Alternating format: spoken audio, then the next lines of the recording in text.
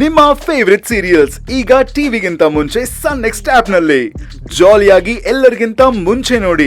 ಈಗಲೇ ಸನ್ next app download ಮಾಡಿ ಮತ್ತು ಸಬ್ಸ್ಕ್ರೈಬ್ ಮಾಡ್ಕೊಳ್ಳಿ.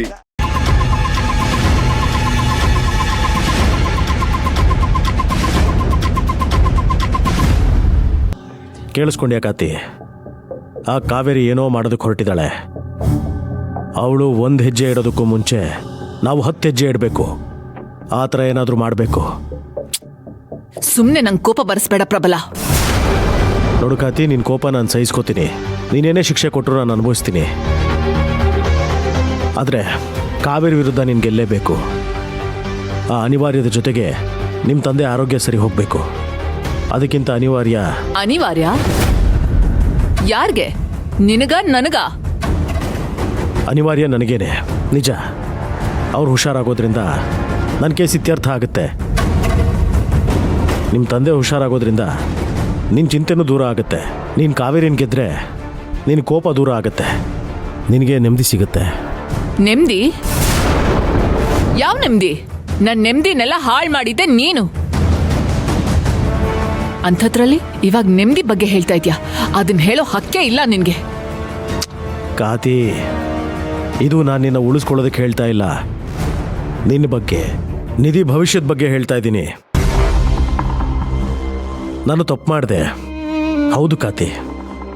ಆದರೆ ಆ ಶಿಕ್ಷೆ ನನ್ನ ಮಗಳಿಗೆ ಬೇಡ. ಮೊದಲು ನಿಮ್ಮ ತಂದೆ ಸರಿ ಹೋಗಲಿ, ನಿನ್ನ ಅವರ ಸಂಬಂಧ ಗಟ್ಟಿಯಾಗಲಿ. ನಿಮ್ಮ ತಂದೆ ನಿನ್ನನ್ನು ಕ್ಷಮಿಸಿ ಅವ್ರು ಒಪ್ಕೊಂಬಿಟ್ರೆ, ಒಪ್ಕೋತಾರೆ, ಖಂಡಿತವಾಗ್ಲೂ ಒಪ್ಕೋತಾರೆ. ಆಗ ನಿನಗೆ ನನ್ನಿಂದ ಬಂದಿರೋ ಎಲ್ಲ ಪ್ರಾಬ್ಲಮ್ಸು ಸಾಲ್ವ್ ಆಗುತ್ತೆ. ಇದ್ರ ಜೊತೆಗೆ ನಮ್ಮ ಮಗಳು ನಿಧಿಗೂ ಒಳ್ಳೆ ಭವಿಷ್ಯ ಸಿಗುತ್ತೆ. ಅವಳಿ ಮನೆಯಲ್ಲಿ ಯುವರಾಣಿ ಥರ ಬದುಕಬೇಕು.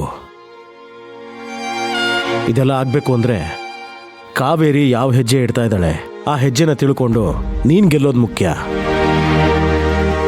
ಅವಳು ಗೆದ್ರೆ ನನಗೆ ಶಿಕ್ಷೆ ಸಿಗುತ್ತೆ, ನಿಜ. ಆದರೆ ಅದರ ಜೊತೆಗೆ ಅವಳು ಹಾಕಿರೋ ಚಾಲೆಂಜು, ಕಂಪ್ನಿ ಶೇರ್ಸು ಎಲ್ಲ ಬೇರೆಯವ್ರಿಗೆ ಹೊರಟೋಗುತ್ತೆ. ಆಗ ನೀನು ನನ್ನ ಮಗಳು ಬೀದಿಗೆ ಬೀಳ್ತೀರಾ. ಹಾಗಾಗಬಾರ್ದು ಕಾತಿ, ಹಾಗಾಗಬಾರ್ದು. ಅದಕ್ಕೆ ಏನಾದರೂ ಮಾಡು ಅಂತ ಹೇಳ್ತಾ ಇದ್ದೀನಿ. ಆ ಕಾವೇರಿ ವಿರುದ್ಧ ಗೆದ್ದು, ಅಪ್ಪನ ಪ್ರೀತಿ ಗೆದ್ದು, ನಿನ್ನ ತಮ್ಮಂದ್ರು ಮತ್ತೆ ನಿನ್ನ ಅಕ್ಕ ಅಂತ ಒಪ್ಕೊಂಡ್ಮೇಲೆ ನಿನಗಿಷ್ಟ ಬಂದಂಗೆ ಯಾವ ಶಿಕ್ಷೆ ಬೇಕಾದರೂ ಕೊಡು. ನೀನ್ ಮಾಡಿರೋದು ಎಂಥ ದೊಡ್ಡ ತಪ್ಪು ಅಂತ ನಿನಗೆ ಗೊತ್ತಿದ್ಯಾ? ಗೊತ್ತು ಕಾತಿ, ಅದಕ್ಕೆ ನೀನೇನು ಬೇಕಾದರೂ ಶಿಕ್ಷೆ ಕೊಡು ಅಂತ ಕೇಳ್ತಾ ಇದ್ದೀನಿ. ನೋಡು, ಆದರೆ ಮೊದಲು ನೀನು ಆ ಕಾವೇರಿ ವಿರುದ್ಧ ಗೆಲ್ಲಬೇಕು. ನಮ್ಮ ಫ್ಯಾಮಿಲಿ ಚೆನ್ನಾಗಿರಬೇಕು, ನಮ್ಮ ಮಗು ಚೆನ್ನಾಗಿರಬೇಕು. ಅದಷ್ಟೇ ನಂಗೆ ಮುಖ್ಯ. ಪ್ಲೀಸ್ ಅರ್ಥ ಮಾಡ್ಕೊ.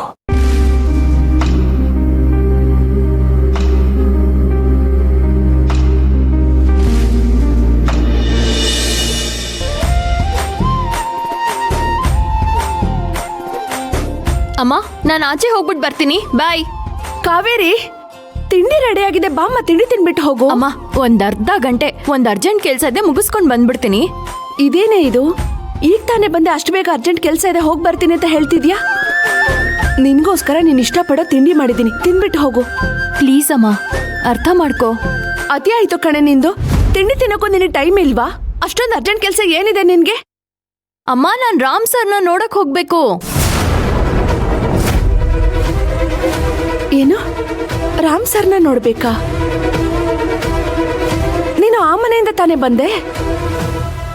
ಹೌದಮ್ಮ, ಅದೇ ಮನೆಯಿಂದ ಬಂದೆ. ಆದ್ರೆ ಈಗ ರಾಮ್ ಸರ್ ಆಫೀಸಲ್ಲಿ ಇರ್ತಾರೆ. ನಾನು ಇಲ್ಲಿಗೆ ಬರೋ ಅರ್ಜೆಂಟಲ್ಲಿ 1-2 ಫೈಲ್ಸ್ಗೆ ಸೈನ್ ಮಾಡದೆ ಬಂದ್ಬಿಟ್ಟೆ.